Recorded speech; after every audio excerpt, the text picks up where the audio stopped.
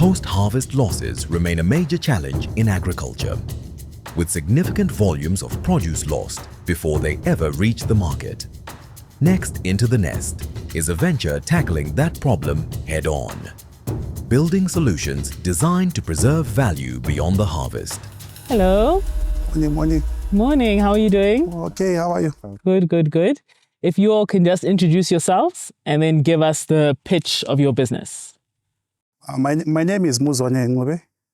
Alongside with me, I've got Solicitor Kashu. We are from an agricultural cooperative that is called Plow. Plow has got about 500 plus members that are part of our cooperative. Last year, we administrators of an agri-business that supplies inputs and seedlings. So we had a project that we were conducting in Bedridge, whereby one of our farmers came to our company for consultants, who is called Mr. Mhlanga. He planted 150,000 cabbages. Around May and June, Mr. Mhlanga called us. Ecoville, I'm happy so much. We had Ecoville that time. I'm happy so much. I've managed to harvest my cabbages. I'm going to the market. He went to the market. He called us. Ecoville, I've got a challenge. What's the challenge, Mr. Mhlanga? I cannot sell. Unfortunately, he failed to sell those cabbages. He sold about 50,000 cabbages. The others were lost. After 2 weeks, we received a call. One of our clients called Mr. Peterson, 5 kilometers away from Plow. He had tomatoes. He said to us, Ecoville, I cannot sell. What's the problem, Mr. Peterson? I've got a challenge. The market is flooded. He made a loss also on tomatoes. We had to brainstorm and discuss what could they have done. That is when we discussed, let us try. Then we made a discussion. Then we formed a cooperative called Plow. Then we managed to manufacture this vegetable solar dryer. That's when the concept came. This concept we've sold to organizations like Plow Vendors Traders Association. Currently, we've supplied them about 4 units to them. In other units, we've sold it to vendors and irrigation schemes. Recently, we received an award in Plow Awards for promoting sustainable development, whereby we are promoting no to hunger, no to poverty, responsible consumption. What are we saying? If there is access of food, let us try and keep for the future. So I think they gave you the products. These are the products of our farmers. We've been encouraging them to try. They've been trying. Currently, we got a place whereby we want to set up a drying space. And we're advocating that in every rural district council or in every place in Zimbabwe, there is a drying space. So that we dry, we export for the future. That's what we are about as Plow. A passionate pitch from the entrepreneurs. Their focus shifts the conversation from growing more to losing less, but in a space where efficiency and adoption are everything. Will this solution truly hold its value? Thank you so much. Yeah, I just want to commend you on developing something that, like you're saying, is promoting sustainable development. It's addressing a major issue that we have in agriculture around post-harvest loss. That's true, yeah. And I really like that you're targeting the smaller farmers by working through these cooperatives. Yes. So I really want to commend you on an innovation that is very much socially responsible. Thank you. I'm wondering about the costs. The cost, okay. How much does it cost for you to produce one unit? And how much are you selling the units for?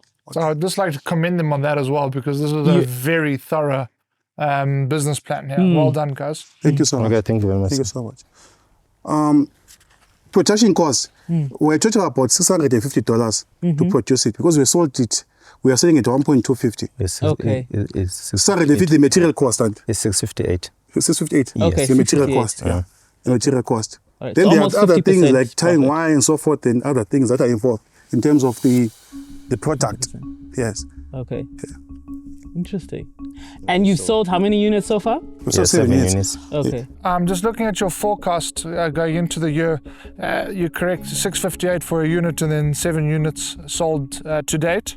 Your forecast for the next 6 months is 15 units. Where's that drastic increase coming from? We did a proposal that we are embarking on with Plow Council. Want to start also supplying vending bays to vendors, and also the irrigation schemes that we have that already have started bringing orders for the solar dryers and smallholder farmers. I have to say it is quite costly, obviously, at $1,200 for a unit. Okay. How long will it take the farmer to earn that back? The one that you have there is an industrial one. Then we are also currently doing the mini ones. That's a mini one. The mini one, yeah, the same size. It's a model. This one is a prototype. Yeah, it's a prototype. Prototype. Yeah. Because the price in there is for the industrial one. Then we are currently we are setting up, since we are a work in progress, we just started now. We are setting up mini ones that are going to be affordable for what? For vendors, because the water advocacy also is on vendors, because post-harvest losses does not happen only to farmers. How big is the commercial one compared to this? Is 1.8 tall and 1 meter, and also the back is about 1.5 going backwards. I'm seeing there's an option to rent out the units as well. Yes, well, we do that also. We do that. We charge $10 per day. Yeah. Just to, because we're trying to create an option. Yeah. If somebody does, if a farmer has got produce at the farm, they cannot afford to buy immediately that dry. They can dry. So they'll rent it at harvest time or whenever there's. I think that's a very good model, for the sake of it also teaches farmers about the product before they have to buy it. You know, typically farmers are slow to uptake new technology, new innovations.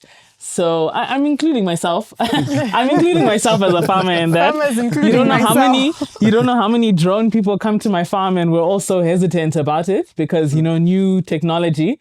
But so I think it makes sense for you to offer an option where they can try it for this $10 a day, see how it works, and then you create sort of momentum in the community about your product so that people will be more interested in the purchasing. Yeah.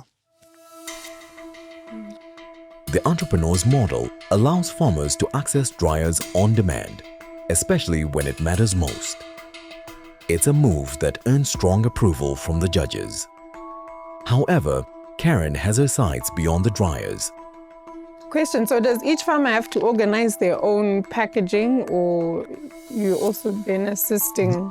These ones are for packaging? our farmers, since we're a cooperative. So these are we brought different products of different farmers. We've been using the dryer, packaging themselves. So Deep Plow is the one who's then doing the package? No, it's not us. Okay. We've been doing the dry. Then we allowed them to expose their products. These are the products from the farmers. Each farmer who gets the dryer also now has to invest in their own packaging, their own branding. And I'm just thinking if there was a way to also do a similar aggregated approach, then you don't have so much need for replication of packaging processes. That's why we need to help. Because what we're planning is that we make a collaboration with farmers. That is led by Zimtrade. You teach us the specifications of terms of exports, how to do. We don't know how to do packaging. Teach us what we are supposed to do, what is required. We train our farmers. We do the packaging. Maybe they bring the products. We do the packaging. On a collective manner, we export. So what are you looking to export? The machines, the dryers, or the produce? Our main focus is to export the product, the byproduct of this machine. That's our main focus. Have you done any market research export market research for the different products or for any products at all? In terms of our mushroom projects, we just did the research. On a local level, I think we've got that project proposal. We've done a research in terms of our markets locally. Yeah, I think to Clarence's point, that market research is important because you might stretch yourselves trying to do such a broad portfolio of products, but yet the demand might be specifically for dried fruits in certain areas, etc. So I think you need to actually invest time, and perhaps that's where also Zimtrade can assist in understanding what does the consumer want. Okay, that's true. With innovations, it's a lot more work to induce trial for people to actually want to taste. I'm not sure, I've never tried dried cabbage. Okay. But I don't know if I'd be rushing to try dried cabbage, you know. There need to be a compelling case, but some products will be an easier sell. Others will need a lot more marketing investment, and you'd rather try and push into where there's an existing gap. That's true, yeah. So I think that would be my additional advice to you guys. Okay. Deep Plow lays out a system designed to catch value at every stage and turn loss into opportunity. They look to the nest, not just for approval, but for direction. And it seems the judges have heard enough. Gentlemen, I like your idea a lot. I think, you know, having zero waste from a farm is what everyone dreams of, really. Yeah. You know, making sure that I'm getting value from every bit of effort that I put into my land. I like the simplicity of the dryers. I like the thoroughness that you guys have put into your research and your numbers. What springs to mind when I look at these dried cabbage and mushrooms is almost the things that you see when you get a packet of noodles. Okay, yeah. You know, when you buy a packet of noodles, you've got a dehydrated sachet of vegetables, which combines several vegetables together, whether it be cabbage, mushroom, and things. Have you guys thought about combining them? Thank you so much. It's a good idea. It's a good idea. And we never thought of that. I couldn't check that one. It's a very good idea. Even soups and stuff like that. Exactly like that. So I think there's mixed veg soups. Or you're going to get a yes from me today, because I think with a bit of guidance, we can come up with a much smarter way of packaging the stuff. You know, bearing in mind that more of these things are going to be manufactured locally. You know, why do we need to import noodles coming all the way from China? It's a very simple process that we could do here. So yeah, a yes from me. Well done, guys. Thank you. And it's a yes from me. Thank you. Thank you, think you're solving a real problem, post-harvest losses. Thank you, and just the volatility in supply and demand trends for farmers. It's hard to manage, especially for small-scale farmers, and more so for farmers who are far from their markets because of logistics issues, cold chain issues. So I think the fact that you've used renewable energy, it's a solar-based solution. You can use it anywhere. I think there's definitely potential for us to roll this out, even across some of our small-scale farmers. So well done. It's also a yes for me. Thanks, for all the reasons that I stated earlier.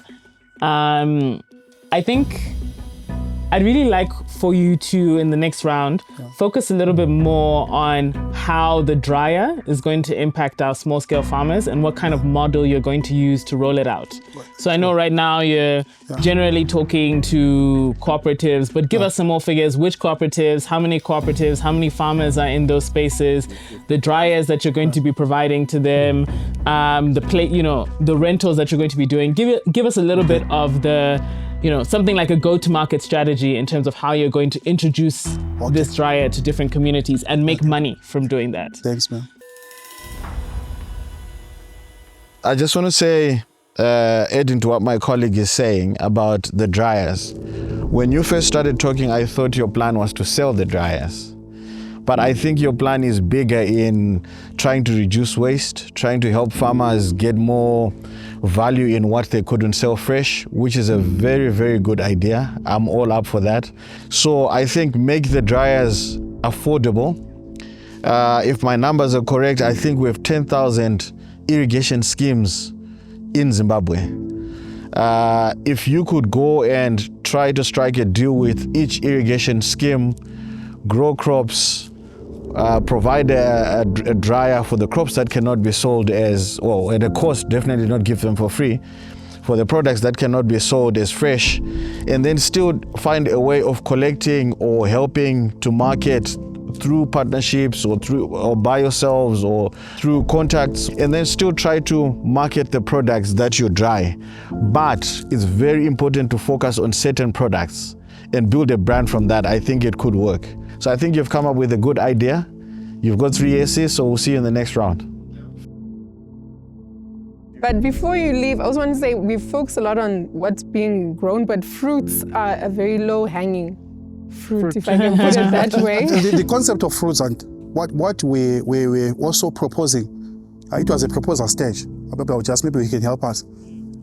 There's an observation that we did. If you go to Lokshin townships, every house has got a tree. There's a mango tree or a guava tree. That was actually deliberated by the government in the 1980s. So, yes. Yeah. Then we discovered that is a plantation, Plow is a plantation on its own. So we just observed, if the concept also goes to whereby every community we have a drying space. Most of the times when it's a mango season, every house has got a mango. If you go to the streets, you'll find mangoes are everywhere. So what if we have a drying space within communities? When is the season of mangoes? We have something that you can buy back from the community. Somebody needs a bread instead of a mango. If you go and buy that mango, we check it, we dry it, we keep it for the future, like this season now when there's no mango. That's it, yeah. That concept also we're trying to push that concept. Rather than having rotten mangoes in your within yard, community levels. Money. Yeah. Every community, we're advocating that every community we have a drying space. You're on the right track, my friend. Yeah. You're on the right track. So that's what we're trying to push the proposal. You're on the right track. Yeah. Very much on the right track. Okay. Thank you, gentlemen. Thank you. Thank you so much.